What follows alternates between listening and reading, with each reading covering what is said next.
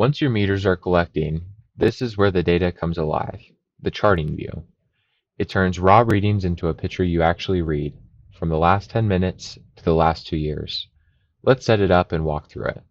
Every chart is built from parameters, your circuits.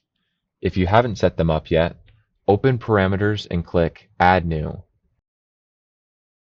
Give it a name like Mains or Solar, point it at the meter reading it comes from, pick a line color, and save. Add one for each circuit you want to see. Those are what every chart draws from. Now, on the chart, pick what you want to see. One parameter or several layered together to compare. Then choose how.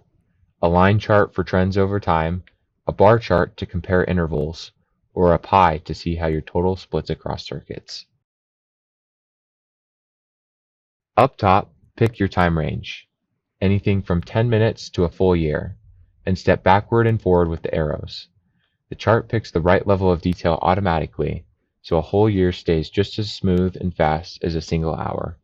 Hover any point for the exact value and the moment it happened, and the summary gives you the totals at a glance. Energy used, energy generated, and the net between them for whatever window you're on. Leave auto refresh on and the charts keep updating on its own, so you're always watching live. You can also lay temperature right over the top, which is perfect for seeing how a hot afternoon drives your cooling load. Found a view worth keeping an eye on?